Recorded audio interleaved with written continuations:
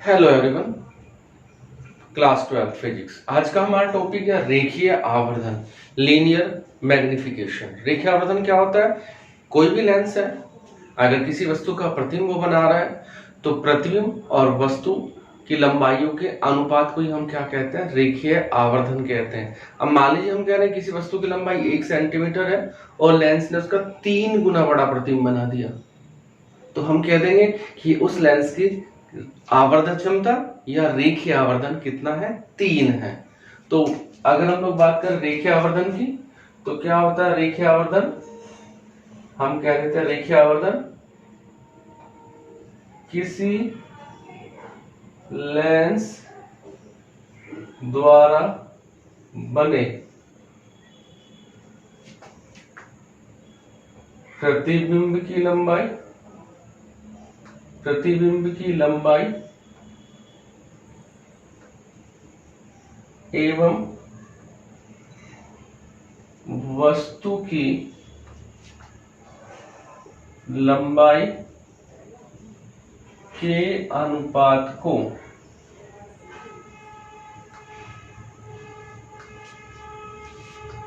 Lens का रेखीय आवर्धन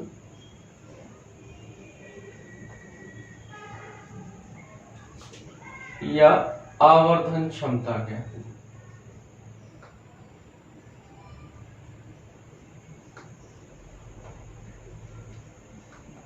यानी लेंस द्वारा बने प्रतिबिंब की लंबाई और वस्तु की लंबाई का जो अनुपात होगा वही रेखीय आवर्धन या आवर्धन क्षमता कहलाएगा। अब जैसे हम लोग बात कर रहे हैं, अगर हम कहें हमारे पास उत्तल लेंस है, सबसे पहले हम उत्तल लेंस के लिए देखना चाह रहे हैं आवर्धन क्षमता किस तरीके से ज्ञात करेंगे। ये हमारा उत्तल लेंस, ये उत्तल लेंस की मुख्य अक्ष हो गई, ये इसका प्रकाशीय केंद्र C हो गया, ये प्रथम फोकस है F'। हमने कहा यहाँ पे कोई वस्तु रखी हुई है OO', प्रकाश किरण चली और चलने के बाद जो द्वितीय फोकस है यानी F उससे चली गई, जबकि दूसरी प्रकाश किरण सीधी चली और जो प्रकाशीय केंद्र है उस प्रकाशीय केंद्र से सीधे निकल गई। दोनों ने जहां पे भी एक दूसरे को काटा वहां पे ही वस्तु का उल्टा प्रतिबिंब बन गया, I' हो गया। आपको पता है जहां पे वस्तु रखी हुई होती है उसकी दूरी कितनी होती है U, और जहां पे प्रतिबिंब बनता है उसकी दूरी कितनी होती है V। तो ये U और V हो गया, नीचे को लिख लेते हैं ताकि हमें दिखाई दे सही से। यहां से हमने कहा ये हमारा क्या हो गया? V हो गया। अब हम कह रहे हैं अगर हम बात करें कि त्रिभुज COO' व त्रिभुज CII' समरूप त्रिभुज है। अब समरूप त्रिभुज है तो हम क्या करेंगे? भुजाओं की तुलना कर लेंगे। हम सबसे पहले इस त्रिभुज की बात कर रहे हैं OO', दूसरी भुज हमने क्या ली यहाँ पे CO, इसके लिए हम ले रहे हैं II', और दूसरी भुजा कितनी हो गई? CI। हमने यहां से कहा II' अपॉन OO'। II' क्या है? प्रतिबिंब की लंबाई, OO' क्या है? वस्तु की लंबाई। तो ये कितना हो गया? ये इधर चला गया, तो CI अपॉन CO। अगर हम मान रखें, हमने कहा जो वस्तु थी उसकी लंबाई कितनी है? Y1, जो प्रतिबिंब बन रहा है उसकी लंबाई कितनी है? Y2, और चिन्ह के साथ लेंगे, मुख्य अक्ष के ऊपर धनात्मक नीचे ऋणात्मक, तो -Y2 अपॉन प्लस Y1, और इधर लेंगे। देखिए प्रकाश किरण ऐसे जा रही है, ध्रुव से पीछे की ओर, प्रकाशीय केंद्र से पीछे की ओर नाप रहे हैं, तो ये माइनस में है और ये किस में? प्लस में। तो कितना हो जाएगा? CI, C से लेके I तक, plus V upon minus U। तो यहां से हम कह देंगे लेंस का रेखीय आवर्धन। तो लेंस का रेखीय आवर्धन कितना है? अगर वो m है तो कितना हो गया? y2 बाई y1 और बराबर v/u। ये हमने बात की किसके लिए? उत्तल लेंस के लिए। अब हम कह रहे हैं, अगर हम यहाँ पे कह दें अवतल लेंस के लिए, तो सब फिर हम अवतल लेंस की बात कर रहे हैं। हम ये कह रहे हैं कि ये हमारा अवतल लेंस, ये अवतल लेंस हो गया, ये मुख्य अक्ष हो गई, ये इसका प्रथम मुख्य फोकस हो गया F। हमने कहा यहां पर कोई वस्तु है, वस्तु है हमारी OO'।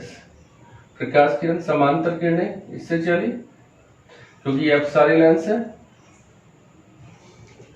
फैला देगा, ठीक है, और दिखाई क्या देगा कि जैसे किरणें प्रथम फोकस की ओर से जाती हुई प्रतीत होगी हमें। दूसरी प्रकाश किरण की बात करें, प्रकाशी केंद्र से जाएगी और सीधी चली जाएगी। दोनों किरणें जहां पे भी आपस में घटेंगी वहां पे उल्टा प्रतिबिंब बन जाएगा, I'। फिर से अगर हम बात करें, ये दूरी कितनी हो जाएगी? u हमारी हो जाएगी, और ध्रुव से जहां प्रतिबिंब बन रहा है ये दूरी कितनी हो जाएगी? हमारी v हो जाएगी। फिर हम कह रहे हैं त्रिभुज COO' व त्रिभुज CII' समरूप त्रिभुज है।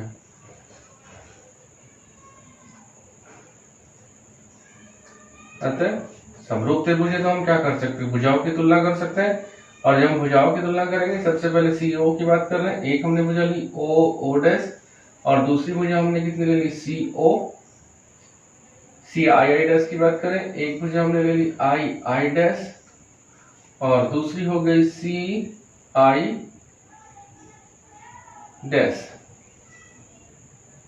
ठीक है, और वैसे भी जब प्रतिबिंब बन रहा है तो ये I' होगा, तो CII'। ठीक है, क्योंकि सीधा प्रतिबिंब बन रहा है इसलिए नीचे I ऊपर I'। ये कितना हो जाएगा? CI। यहां से हम कह रहे हैं I' अपॉन OO' किसके बराबर हो गया? CI upon CO। अब हम इसके मान कैसे रखेंगे? चिन्ह के साथ रखेंगे। देखिए, मुख्य अक्ष के ऊपर धनात्मक, नीचे ऋणात्मक, ध्यान रखेंगे। प्रकाश किरणों के चलने की दिशा में धनात्मक, विपरीत ऋणात्मक। चाहे वो II' की बात करें, OO' की बात करें, दोनों कैसे मुख्य अक्ष के ऊपर है। हमने इसको मान ली y1 है, और इसकी कितनी है? यहाँ पे लिख रहा हूं y2, तो कितना हो जाएगा ये? y2/y1। और CI अपॉन CO की बात करें तो CI कितना हो गया? v, और CO u। ये दोनों प्लस चिन्ह के साथ है, ये दोनों माइनस चिन्ह के साथ है। तो यहाँ पे भी अगर हम m की बात करेंगे कि रेखीय आवर्धन m होता है प्रतिबिंब की लंबाई, वस्तु की लंबाई डिवाइडेड बाय वस्तु की लंबाई की, यानी y2/y1, और इधर हो जाएगा v/u। तो हम देख रहे हैं, चाहे वो अवतल लेंस हो चाहे वो उत्तल लेंस हो, दोनों के लिए रेखीय आवर्धन का सूत्र समान होता है, यानी m प्रतिबिंब की लंबाई बटा वस्तु की लंबाई या v/u। पर ध्यान रखेंगे, यहाँ पर प्रतिबिंब की लंबाई, वस्तु की लंबाई या u और v इनके मान चिन्ह के साथ रखे जाते हैं। अगर हम यहाँ पे बात कर रहे हैं तो देखिए, यहाँ से m बराबर कितना हो जाएगा? अगर यहाँ पे सूत्र की बात कर रहे हैं तो y2/y1 है, यहाँ पे कितना है? v/u। और अगर यहाँ पे हम बात कर रहे हैं, देखिए यहाँ पे हमने चिन्ह दोनों के खत्म कर दिए, तो ये माइनस चिन्ह के साथ आएगा, ये भी माइनस चिन्ह के साथ आएगा, यानी यहाँ पे m कितना हो जाएगा? अगर हम बात करें उत्तल लेंस की, -v/u, अवतल के लिए v/u। तो ये भी ध्यान रखेंगे, उत्तल लेंस कैसा प्रतिबिंब बना रहा है? उल्टा, यानी वास्तविक प्रतिबिंब। अवतल लेंस कैसा प्रतिबिंब बना रहा है? सीधा, यानी आभासी प्रतिबिंब। क्योंकि उत्तल लेंस द्वारा उल्टा प्रतिबिंब बन रहा है, उल्टा प्रतिबिंब बन रहा है यानी वास्तविक प्रतिबिंब बन रहा है, तो जो वास्तविक प्रतिबिंब होता है उसके लिए आवर्धन क्षमता या रेखीय आवर्धन ऋणात्मक होता है, जबकि अगर हम बात करें अवतल लेंस की, अवतल लेंस द्वारा सीधा प्रतिबिंब बन रहा है और सीधा प्रतिबिंब बन रहा है, तो सीधा प्रतिबिंब और यहाँ पे आप देख रहे हैं कैसा आ रहा है, धनात्मक आ रही है मान, तो हम कह सकते हैं कि उत्तल लेंस के लिए या वास्तविक प्रतिबिंब के लिए रेखीय आवर्धन ऋणात्मक होता है, जबकि आभासी प्रतिबिंब या अवतल लेंस के लिए रेखीय आवर्धन धनात्मक होता है। इसके साथ साथ अगर हम ये कहें कि मान लीजिए हमारे पास कोई वस्तु है और वो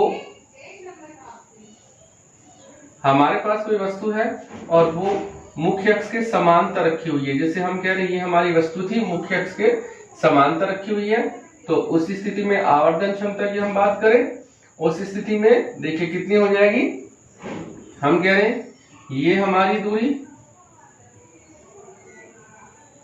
u1, ये हमारी दूरी u2, इधर हम बात करें ये हमारी v1 और ये दूरी हमारी कितनी है v2। तो इस स्थिति में आवर्धन क्षमता की हम बात करें, आवर्धन क्षमता m है और वो कितनी होती है v/u, तो v/u होने पे क्या हो जाएगा, देखिए v2 माइनस v1 और अपॉन u1 माइनस u2।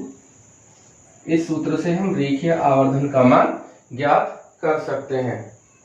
अभी हमने रेखीय आवर्धन के बारे में पढ़ा। रेखीय आवर्धन m किसके बराबर होता है, I/O यानी प्रतिबिंब की लंबाई बटे वस्तु की लंबाई, या v/u। और ये भी आप लोगों को बताया कि अगर हम v और u की बात करें तो उनके मान चिन्ह के साथ रखने पड़ते हैं, साइन के साथ रखने पड़ते हैं। अब हम बात कर रहे हैं लेंस का रेखीय आवर्धन का ही हम सूत्र ज्ञात करना चाहते हैं, यानी m का सूत्र ज्ञात करना चाह रहे हैं, और वो सूत्र फोकस दूरी तथा u या v के पदों में, f तथा u या f और v के पदों में हम लोग ज्ञात करना चाह रहे हैं। तो फर्स्ट कंडीशन में हम कह रहे हैं कि रेखीय आवर्धन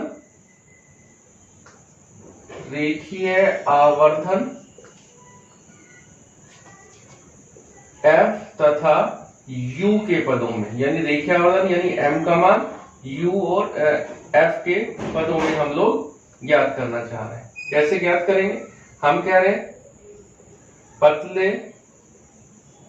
लेंस की फोकस दूरी के सूत्र से, पतले लेंस की फोकस दूरी का सूत्र आप जानते हैं 1/f equals to 1/v minus 1/u। दोनों ओर u से गुणा करने पर, हमने दोनों side left side right side u से गुणा कर दी। देखिए इधर कितना हो गया u/f, इधर हो गया u/v और इधर कितना हो गया u/u। u/f u/v और कितना हो गया -1, इसको इधर ले आए प्लस में आ गया, यानी इधर आ गया तो ये हो गया 1 plus u/f u/v f plus u upon f u/v। अगर इसे उल्टा कर दें तो v/u और v/u किसके बराबर हो गया f upon f plus u। आप कह देंगे परंतु v/u क्या होता है हमारा रेखीय आवर्धन, और रेखीय आवर्धन यानी m। तो इस प्रकार से क्या हो जाएगा m बराबर f upon f plus u। ये हमारे रेखीय आवर्धन का सूत्र है जो f और u के पदों में है। अब हम लोग बात करते हैं इसका सेकंड रेखीय आवर्धन